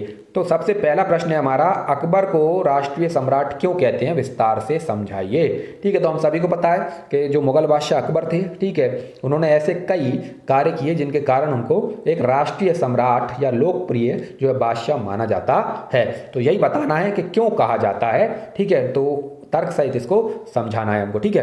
तो इसका उत्तर देंगे दोस्तों हम लोग, विश्व को एक थोड़ी सी भूमिका बनाएंगे कि विश्व को जिन सम्राटों ने अपने राजनीतिक, प्रशासनिक, सामाजिक, सांस्कृतिक, आर्थिक आदि कार्यों से प्रभावित किया, उनमें सम्राट अकबर का महत्वपूर्ण स्थान है, ठीक है। अपनी नीतियों से, देखिए कोई भी सम्राट कब मतलब राष्ट्रीय सम्राट होगा, जनता में लोकप्रिय होगा, जब वो अपने कार्यों से क्या करता है, ठीक है, अपने कार्यों से सभी को प्रभावित करता है। और कार्य कैसे होने चाहिए, सकारात्मक कार्य होने चाहिए, ठीक है। तो जब उनसे पॉजिटिव अपने कार्यों से क्या करता है, प्रभावित करता है, ठीक है, लोगों को, तब जाकर के वो जनप्रिय, लोकप्रिय सम्राट कहलाता है, ठीक है। तो इन्होंने क्या किया, उनमें सम्राट अकबर का भी महत्वपूर्ण स्थान है और इन्होंने अपनी नीतियों से शासन को कैसा बनाया, जनोन्मुख बनाने का कार्य किया। अर्थात जनता के उत्थान में क्या किया, इन्होंने अपना शासन जो है वो संचालित किया, ठीक है। जनोन्मुख बनाने का कार्य उन्होंने मध्ययुग में ही कर दिखाया था। अर्थात मध्ययुग जो समय है हमारा, मध्यकालीन भारत का समय है, उसी समय में इन्होंने क्या किया, शासन को क्या बनाया, शासन की नीतियों को जनोन्मुख बनाने का प्रयास किया। इसलिए इन्हें महान सम्राट माना जाता है, ठीक है दोस्तों। निम्नलिखित कारणों से अकबर को राष्ट्रीय सम्राट कहा जाता है, उन कारणों की हम चर्चा करेंगे एक एक करके, ठीक है। सबसे पहला, प्रभावशाली व्यक्तित्व। जब हम सम्राट अकबर की बात करते हैं तो इनका व्यक्तित्व काफी प्रभावशाली था, ठीक है। अकबर काफी रौबीले एवं प्रभावशाली व्यक्तित्व के धनी थे। उसे अर्थात अकबर को धर्मशास्त्रों, साहित्य, इतिहास, राजनीति आदि का ज्ञान था। यद्यपि वो पढ़े लिखे नहीं थे अकबर, लेकिन उन्हें इन सभी चीज़ों के बारे में बहुत ज्ञान था, ठीक है। साथ ही वह उदार एवं प्रेमी शासक भी था। अगला है हमारा, कुशल सैनिक तथा महान विजेता। अकबर एक काफी कुशल सैनिक थे, ठीक है, योद्धा थे और महान विजेता थे। उच्च कोटि के सैनिक योद्धा थे, शस्त्र विद्या में निपुण तथा छोटे से राज्य को विशाल साम्राज्य में इन्होंने परिवर्तित कर दिया था, ठीक है। जब हुमायूं की मृत्यु होती है और अकबर का राज्याभिषेक होता है, तब से लेकर के और अकबर ने अपने पूरे शासनकाल में, ठीक है, पूरे मुगल जो शासन व्यवस्था थी, जो मुगलों का जो साम्राज्य था, उसको पूरे भारत में अखिल भारतीय साम्राज्य बना दिया था। इसके बाद जन कल्याणकारी शासक के रूप में इनको जाना जाता है, ठीक है। इनके शासन का जो मुख्य आधार था वो जन कल्याण था। जैसे कि हम दीवाने आम देखते हैं, दीवाने आम और दीवाने खास जो है वो दो प्रमुख, ठीक है, जो सभाएं थी यहाँ। तो दीवाने आम में जो आम नागरिक आकर के सीधे इसके बादशाह के दरबार में अपनी गुहार लगा सकते थे। तो दीवाने आम हमेशा लोगों के लिए खुला रहता था, ठीक है। तो इनका मुख्य आधार जन कल्याण था, जनता के लिए ही कार्य करते थे। कला प्रेमी शासक थे, अनेक विद्वानों, कलाकारों एवं साहित्यकारों को इन्होंने अपने दरबार में संरक्षण प्रदान किया हुआ था। अगला है जिज्ञासु सम्राट। अकबर काफी जिज्ञासु सम्राट थे। अकबर में सत्य को खोजने की प्रवृत्ति थी तथा वह हर नई वस्तु को जानने के लिए जिज्ञासु रहता था। इसीलिए वह सभी धर्मों के विचारकों से विचार विमर्श करता था और इसी कारण दीन ए इलाही का उद्भव भी हुआ। हम सभी को पता है कि इबादत खाने का निर्माण इन्होंने किया था, जहां सभी धर्मों के जो विद्वान आते थे और तर्क करते थे एक दूसरे से, ठीक है। और जो सभी धर्मों की अच्छी अच्छी बातें होती थी उनको क्या किया जाता था, स्वीकार किया जाता था। ठीक है, और उन्हीं सभी धर्मों की अच्छी अच्छी बातों को लेकर के अकबर ने क्या किया था, दीन इलाही धर्म को प्रारंभ करने का प्रयास किया था। ठीक, अगला है जनप्रिय शासक। तो जितना प्रेम अकबर अपनी प्रजा से करता था उतना ही प्रजा जो है वो अकबर से भी करती थी। ठीक है, हम देखते हैं तुलादान जैसी जो प्रथा है वो अकबर के काल में जो है काफ़ी प्रचलित रही थी। अकबर जब कभी भी जनता के बीच में जाते थे तो जनता क्या करती थी, तुलादान करती थी, अर्थात तुला जो होती थी जिसमें एक तरफ अकबर जो है बैठते थे, सम्राट बैठते थे, और दूसरी तरफ उधर स्वर्ण आभूषण वगैरह से इनको तौला जाता था। ठीक है, इसके बाद सहिष्णु शासक थे। सहिष्णु शासक कैसे थे, सभी धर्मों के विचारों के प्रति सहिष्णु थे तथा इबादत खाने में नियमित रूप से सभी धर्मों के उच्च विचारों को सुनता था एवं जीवन में उनको क्या करता था, आत्मसात करते थे। ठीक है, सम्राट अकबर। अगला है, तो इस प्रकार इसको कंक्लूड करेंगे, इस प्रकार यदि उपरोक्त आधारों पर देखा जाए, इस प्रकार यदि उपरोक्त आधारों पर देखा जाए तो अकबर एक समय में महान एवं राष्ट्रीय सम्राट वाले सभी गुणों को धारण करता था, इसीलिए वह राष्ट्रीय सम्राट कहलाता था। तो इस प्रकार हमारा जो आंसर है वो हम कंक्लूड करेंगे, क्योंकि अकबर जो है काफी महान सम्राट थे। क्यों थे, क्योंकि एक महान सम्राट होने के लिए जिन गुणों की आवश्यकता है और जिन कार्यों के द्वारा एक सम्राट महान होता है, ठीक है, वो सभी को धारण करते। दोस्तों अगला प्रश्न देखते हैं। हमारा अगला प्रश्न है, मध्य प्रदेश में पर्यटन के विकास पर एक संक्षिप्त निबंध लिखिए। देखिए दोस्तों, मध्य प्रदेश पर्यटन की दृष्टि से काफ़ी समृद्ध प्रदेश माना जाता है। ठीक है, और पर्यटन की जब हम बात करते हैं, यहाँ पर कई प्रकार के धार्मिक, सांस्कृतिक, राजनीतिक, ठीक है, जो पर्यटन स्थल है वो पाए जाते हैं। ठीक, तो एक एक करके हम लोग क्या करेंगे, इन पर्यटन स्थलों का वर्णन करेंगे। चलिए दोस्तों, सबसे पहले स्टार्ट करते हैं, इस प्रश्न का उत्तर देने का प्रयास करते हैं, थोड़ी भूमिका बनाएंगे। मध्य प्रदेश भारत के मध्य में स्थित होने के कारण अपनी विशिष्ट भौगोलिक स्थिति और समृद्ध सांस्कृतिक विरासत के साथ अनेक प्राकृतिक व अन्य आकर्षणों से युक्त है, जिन्हें देखने के लिए पर्यटक क्या करते हैं, देशाटन करते हैं। मध्य प्रदेश के पर्यटन स्थलों को निम्नलिखित रूपों से वर्गीकृत किया जा सकता है। ठीक है, तो वे रूप कौन कौन से होंगे, प्राकृतिक हो गए आपके, धार्मिक, सांस्कृतिक, ऐतिहासिक एवं राजनीतिक। तो इनका अलग अलग वर्णन हम करेंगे। सबसे पहले हम देखेंगे प्राकृतिक पर्यटन स्थल। ठीक है, तो मध्य प्रदेश की जब हम बात करते हैं तो सतपुड़ा के घने जंगल यहाँ देखने को मिलते हैं। ठीक है, इसके अलावा हम लोग देखते हैं कि जो कई प्रकार के झरने जो है, जैसे भेड़ाघाट जबलपुर में हो गया आपका, नदियाँ हो गई, नर्मदा नदी हो गई, तो ये एक प्रकार से प्राकृतिक जो मतलब कहते हैं खूबसूरती जो मध्य प्रदेश को प्रदान करते हैं। तो इसी की बात करेंगे। इसके अंतर्गत सर्वप्रमुख जो पर्यटन स्थल मध्य प्रदेश में आता है वो आता है पचमढ़ी होशंगाबाद। ठीक है, पचमढ़ी जो है वो मध्य प्रदेश का एकमात्र हिल स्टेशन माना जाता है। ठीक है, हिल स्टेशन माना जाता है और यहाँ पर लोग जो है वो काफ़ी ज़्यादा संख्या में घूमने आते हैं। जो कहाँ पर स्थित है, पचमढ़ी सतपुड़ा श्रेणी में महादेव पर्वत पर स्थित है। यह मध्य प्रदेश का एकमात्र हिल स्टेशन है, यह एमपी का एकमात्र हिल स्टेशन है। इसके अलावा निम्न दर्शनीय प्राकृतिक स्थल भी विद्यमान है, जैसे कि भेड़ाघाट जबलपुर, ये एक जलप्रपात है। ठीक है, इसको सिल्वर वाटरफॉल भी कहा जाता है, चांदी का मतलब जो जलप्रपात कहा जाता है। ठीक है, और ये कहाँ पर, भेड़ाघाट जबलपुर में स्थित है। इसके अलावा अमरकंटक, जहाँ से नर्मदा नदी का उद्गम होता है, सतपुड़ा के घने वनों को देखने के लिए भी काफ़ी पर्यटक आते हैं। चलिए दोस्तों, अगला है धार्मिक पर्यटन स्थल। धार्मिक पर्यटन स्थलों की जब हम बात करते हैं तो मध्य प्रदेश में विभिन्न धर्मों के पर्यटन स्थल स्थित हैं, जैसे कि हिंदू धर्म की जब हम बात करते हैं, ठीक है, जैन धर्म की, बौद्ध धर्म की, इनके काफ़ी सारे पर्यटन स्थल मध्य प्रदेश में विद्यमान है। ठीक है, सबसे पहले बताएंगे हिंदुओं में देखेंगे तो महाकाल जो मंदिर है भगवान शंकर का उज्जैन में, ये सबसे फेमस है, जो कि 12 ज्योतिर्लिंगों में से एक है। इसके अलावा ओंकारेश्वर, ये भी खंडवा में है, जो कि 12 ज्योतिर्लिंगों में से एक है। और आप सभी को पता होगा दोस्तों, मध्य प्रदेश में, ठीक है, 2 ज्योतिर्लिंग हैं, एक उज्जैन में और एक खंडवा ओंकारेश्वर में। ठीक है, इसके साथ ही पीताम्बरा पीठ जो माता जी का मंदिर है दतिया में स्थित है, ये भी फेमस है। चामुंडा माता का मंदिर देवास में, जो कि एक पहाड़ी पर स्थित है। रतनगढ़ की माता का मंदिर भी काफ़ी फेमस है। मैयर की माता, ये सतना में स्थित है। 64 योगिनी जो मंदिर है वो जबलपुर में काफ़ी फेमस है, ये तांत्रिक क्रिया के लिए फेमस है। भोजपुर का शिव मंदिर, रायसेन, जो राजा भोज परमार वंश के राजा थे उनके द्वारा बनवाया गया अधूरा मंदिर है। ठीक है, और ये आदि पर्यटन स्थल हैं। इसके अलावा जैन धर्म की बात करें तो सांची के जो बौद्ध स्मारक हैं वो काफ़ी ज़्यादा प्रसिद्ध हैं, और जैन धर्म स्थलों के अंतर्गत जैसे कि बावन गजा, पावागिरी, ठीक है, गोमतीगिरी, मुक्तागिरी, ये काफ़ी प्रसिद्ध जैन धार्मिक स्थल हैं। इसके बाद बात करते हैं दोस्तों सांस्कृतिक पर्यटन स्थलों की। तो संस्कृति की बात करें तो मध्य प्रदेश में जो जनजातीय संस्कृति है वो काफ़ी ज़्यादा फेमस है। ठीक है, इसके अंतर्गत मध्य प्रदेश के जनजाति बहुल क्षेत्रों के पर्व, त्योहार, पर आदि पर्यटक जो है वो शामिल होने के लिए आते हैं। जैसे कि भगौरिया आर्ट काफ़ी फेमस है मध्य प्रदेश में, ये भील जनजाति के द्वारा जो है वो इसका आयोजन किया जाता है होली पर, भगौरिया हाट का। ठीक है, इसे देखने के लिए काफ़ी सारे पर्यटक जो है वो वहाँ पर आते हैं। इसके अलावा इंदौर की रंग पंचमी, ये भी काफ़ी ज़्यादा फेमस है, इसको गेर कहा जाता है, इंदौर का गेर। ठीक है, वहाँ पर होली जो मनाई जाती है, होली के 5वें दिन जो पंचमी होती है, उस पंचमी के अवसर पर रंग पंचमी जो है वो देखने लायक रहती है। इसके बाद अगला है हमारा ऐतिहासिक दृष्टि से कौन कौन से पर्यटन स्थल हैं। तो इसके अंतर्गत किले, महल आदि आते हैं, जैसे ग्वालियर का किला, मांडू का किला, असीरगढ़ का किला आदि। ठीक है, इसके अलावा महलों की जब हम बात करें तो महलों के अंतर्गत रानी रूपमती का महल मांडू में हो गया आपका, जयविलास पैलेस, गुजरी महल जो ग्वालियर में, हिंडोला महल मांडू में, खरबूजा महल, ठीक है, मोती महल, मदन महल, अशरफी महल आदि काफ़ी महल हैं। ठीक है, इसके बाद गुफाओं की जब हम बात करते हैं तो सर्वप्रसिद्ध जो गुफाएं हैं वो है भीमबेटका की गुफाएं, जो कि प्राग ऐतिहासिक काल की गुफाएं हैं, जो कि रायसेन जिले में स्थित हैं। इसके अलावा धार में बाघ की गुफाएं भी स्थित हैं। ठीक है, उदयगिरी की गुफाएं जो है वो मध्य प्रदेश में स्थित हैं। ये सब जो है प्रमुख पर्यटन स्थलों के अंतर्गत आते हैं। इसके अलावा राजनीतिक दृष्टि से देखा जाए तो विधानसभा भवन, जो पुराना विधानसभा भवन है, ठीक है, वो हो गया आपका, जिसको मिंटो हॉल भी कहा जाता था। इसके अलावा वल्लभ भवन आदि और मिश्रित प्रकार के पर्यटन स्थल हैं, जो सभी मतलब धार्मिक भी हैं, पर प्राकृतिक रूप से भी फेमस हैं, जैसे कि अमरकंटक। ठीक है, खजुराहो के मंदिर, ये ऐतिहासिक रूप से भी फेमस है और धार्मिक दृष्टि से भी फेमस है खजुराहो के मंदिर। ये मिश्रित पर्यटक स्थल हो गए। तो इन शॉर्ट हमने जो उत्तर देने का प्रयास किया है, ठीक है, वो इसका कंक्लूड करेंगे। उपरोक्त पर्यटन स्थलों के अलावा मध्य प्रदेश में विभिन्न राष्ट्रीय उद्यान, अभ्यारण्य आदि भी क्या करते हैं, पर्यटनों के आकर्षण का केंद्र है। इस प्रकार मध्य प्रदेश पर्यटन के रूप में काफी विकसित प्रदेश है। दोस्तों, इसका उत्तर काफी कम शब्दों में हमने दिया है, लगभग 200 शब्दों में। कारण क्या है कि नया जो पैटर्न है, नए पैटर्न के अनुसार आपको अब अधिकतम जो प्रश्न मतलब शब्द सीमा है आपकी, जो दीर्घ उत्तरीय प्रश्न की, वो 200 शब्द है। ठीक है, तो आपको प्रयास यही करना है कि 200 शब्दों में अपना उत्तर जो है वो कंक्लूड करें।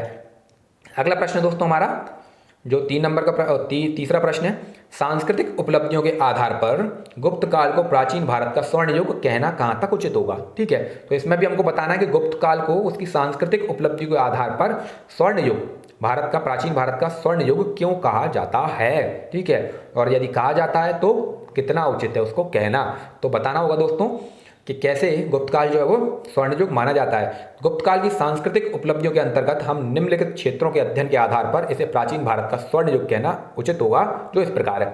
ठीक है, देखिए गुप्त काल जो है वो काफ़ी फेमस है भारत में।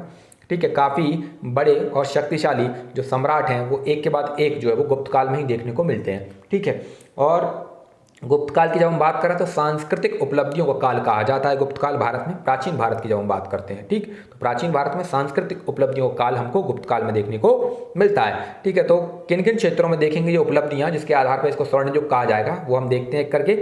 कला और स्थापत्य के आधार पर, चित्रकला के आधार पर, साहित्य के आधार पर, वैज्ञानिक आविष्कार, इसके अलावा कुछ अन्य उपलब्धियां भी हैं, उनके आधार पर भी देखेंगे।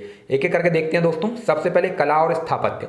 जब हम कला और स्थापत्य की बात करते हैं तो गुप्त काल से ही भारत में मंदिरों का निर्माण प्रारंभ हुआ। ये माना जाता है कि भारत में मंदिर निर्माण का जो प्रारंभ है, ठीक है, वो पहली बार मंदिर गुप्त काल में ही बनाए गए थे, तथा गुप्तकालीन वास्तुकला के सर्वोत्तम उदाहरण इसके मंदिर हैं, जो कि नागर शैली में बनाए गए हैं। ठीक है, मंदिर निर्माण की जो शैलियाँ हैं, नागर हो गई आपकी, द्रविड़ हो गई, बेसर हो गई। ठीक है, तो नागर शैली उत्तर भारत में फेमस है, जो कि गुप्त काल से प्रारंभ मानी जाती है। द्रविड़ शैली दक्षिण भारत में फेमस है, और इनका जो मिश्रण है वो बेसर के रूप में माना जाता है। तिगवा का विष्णु मंदिर, प्रमुख मंदिर जो बनाए गए थे, एक एक करके देखते हैं। तिगवा का विष्णु मंदिर जो कि मध्य प्रदेश जबलपुर में स्थित है। एरण का विष्णु मंदिर, एरण कहाँ पर है, सागर। ठीक है, इसके बाद नचना कुठार का पार्वती मंदिर, ये पन्ना में स्थित है। इसके बाद भूमरा का शिव मंदिर, ये सतना में स्थित है। देवगढ़ का दशावतार मंदिर, ये ललितपुर में है, और ये भारत में प्रथम शिखर मंदिर माना जाता है। ठीक है, भीतरगांव का मंदिर, ये कानपुर में स्थित है। लक्ष्मण मंदिर सिरपुर। इसके अलावा कई स्तूप व गुफाएं भी गुप्तकालीन वास्तुकला को प्रदर्शित करती हैं, जो इस प्रकार हैं। अब कौन कौन से स्तूप हैं दोस्तों, वो देखते हैं। सबसे पहले सारनाथ का धामेक स्तूप, ये भी गुप्तकालीन जो है वो वास्तुकला का उदाहरण है। उदयगिरी की गुफाएं, ठीक है, विदिशा में पाई जाती हैं। बाघ की गुफाएं धार में, और अजंता की गुफाएं औरंगाबाद, ये सभी गुप्तकालीन वास्तुकला के क्या हैं, प्रमाण हैं। इसके बाद देखते हैं गुप्तकालीन चित्रकला। गुप्तकालीन चित्रकला की जब हम बात करते हैं तो अजंता की गुफाएं जो है वो, उनकी दीवारों पर गुप्तकालीन चित्रकला देखने को मिलती है। अजंता में कुल 29 गुफाएं हैं, जिनमें से गुफा क्रमांक 1, 2, 9, 10, 16 व 17 में महत्वपूर्ण गुप्तकालीन चित्र जो है वो अंकित हैं। गुफा क्रमांक 17 को क्या कहा जाता है? चित्रशाला कहा जाता है। इसके चित्र भगवान बुद्ध के जीवन से संबंधित हैं। ठीक है, जो पद्धतियां जहाँ इस्तेमाल की गई थी वो फ्रेस्को व टेम्पेरा, ये दोनों विधियों से चित्र यहाँ पर बनाए गए हैं। फ्रेस्को व टेम्पेरा ये दो प्रकार की क्या हैं? पद्धतियां हैं जिनके द्वारा क्या होता है? चित्र बनाए जाते हैं। ठीक है, ये अलग अलग प्रकार के इनमें जो है वो मतलब चित्र बनाने के लिए जो रंग होते हैं वो रंगों को तैयार करने की प्रक्रिया है और चित्र बनाने की प्रक्रिया है। ठीक है, इसके बाद अगला है आपका साहित्य। तो साहित्य की जब हम बात करते हैं तो गुप्त काल में साहित्य का चरमोत्कर्ष काल कहा जाता है। ठीक है, गुप्त काल को साहित्य का चरमोत्कर्ष काल कहा जाता है और कई जो बड़े बड़े साहित्यकार थे वो गुप्त काल में देखने को मिलते हैं। सबसे पहले आता है आपका हरिसेन। हरिसेन की जब हम बात करते हैं तो समुद्रगुप्त के दरबारी कवि थे और इन्होंने प्रयाग प्रशस्ति की रचना की थी, जिससे हमें समुद्रगुप्त की दक्षिण भारत की, आर्यावर्त की और दक्षिणावर्त की जो प्रमुख विजय हैं उनके बारे में जानकारी प्राप्त होती है। अगला है कालिदास। कालिदास से कौन परिचित नहीं होगा? ठीक है, कालिदास को भारत का शेक्सपियर कहा जाता है। ठीक है, मेघदूतम, कुमार संभवम, अभिज्ञान शाकुंतलम आदि महान रचनाएं जो है वो कालिदास के द्वारा लिखी गई हैं। ठीक है, इसके बाद आता है आपका भारवी। भारवी भी प्रमुख रचनाकार थे, लेखक थे इनके दरबार में। इन्होंने किरात अर्जुनियम जो है वो इसकी रचना की थी। इसके बाद शूद्रक। शूद्रक जो थे इन्होंने मृच्छ कटिकम नामक ग्रंथ की रचना की। फिर आता है आपका विशाख दत्त, इन्होंने मुद्रा राक्षस और देवी चंद्रगुप्तम की रचना की थी। ये संस्कृत के महान लेखक थे। अमर सिंह ने अमर कोश नाम से क्या है अपनी रचना जो है वो की थी। इसके बाद सुबंधु ने वासव दत्ता नामक ग्रंथ लिखा। कामंदक आपका आता है, कामंदक की रचना है नीति सार। ठीक है, और वात्स्यायन इन्होंने चंद्र गौमिन की रचना की। विष्णु शर्मा जो आप सभी को पता है पंचतंत्र, ठीक है, उसकी रचना इन्होंने की थी। इसके अलावा जो पुराणों का वर्तमान संकलन हमको देखने को मिलता है वो कब देखने को मिलता है? गुप्त काल में हुआ था। रामायण तथा महाभारत को अंतिम रूप भी गुप्त काल में दिया गया था। इसके अलावा जो विभिन्न स्मृति ग्रंथ थे, ठीक है, उनकी रचना जैसे कि याज्ञवल्क्य, नारद, कात्यायन आदि स्मृतियों को भी अंतिम रूप गुप्त काल में प्रदान किया गया। इसके बाद गुप्तकालीन विज्ञान की बात करते हैं तो इस काल में कई प्रकार के कई बड़े वैज्ञानिक जो है वो नाम देखने को मिलते हैं, जैसे कि आर्यभट्ट जो ये गणितज्ञ थे और इनकी प्रमुख रचना थी आर्यभट्टियम। इसी में इन्होंने सूर्य सिद्धांत जो है वो दिया था। इसके बाद वराहमिहिर बृहत जातकम, पंच सिद्धांतिका आदि ग्रंथ जो है वो वराहमिहिर के द्वारा लिखे गए थे। धन्वंतरी औषधि विज्ञान के ऊपर इन्होंने नवनीतकम नामक ग्रंथ की रचना की थी। इसके बाद अन्य जो उपलब्धियां हैं उनमें देखा जाए तो सर्वाधिक स्वर्ण मुद्राएं जो चलवाई गई थी वो गुप्त काल में ही जो है वो चलाई गई थी। ठीक है, देखिए मुद्राएं क्या होती हैं, मुद्रा किस धातु से बनी है और उसमें धातु का जो मिश्रण होता है उसके आधार पर यह पता लगाया जाता है कि वो आर्थिक व्यवस्था वहाँ की समृद्ध थी या नहीं। तो जब सर्वाधिक स्वर्ण मुद्राएं प्रचलित थी तो इसका अर्थ ये है कि गुप्त काल में आर्थिक व्यवस्था जो है वो काफ़ी समृद्ध थी। रेशमी वस्त्रों का व्यापक प्रयोग यहाँ पर देखने को मिलता है। ठीक है, तो निष्कर्षतः यह कहा जा सकता है कि गुप्त काल में कला एवं स्थापत्य, साहित्य, विज्ञान, चित्रकला आदि में व्यापक उन्नति हुई, इसीलिए इसे प्राचीन भारत का स्वर्ण युग कहना उचित होगा। दोस्तों, इस प्रकार ये 15 नंबर वाले जो प्रश्न हैं हमारे वो यहाँ पर समाप्त होते हैं। इनका उत्तर हम लोगों ने नए जो पैटर्न है उसके आधार पर 200 शब्दों में देने का प्रयास किया है। आशा करते हैं आपको ये प्रयास पसंद आएगा। ठीक है, अगले वीडियो में अब हम लोग इसी प्रश्न पत्र के खंड बा के साथ मिलेंगे। तब तक के लिए दोस्तों जय हिंद, जय भारत।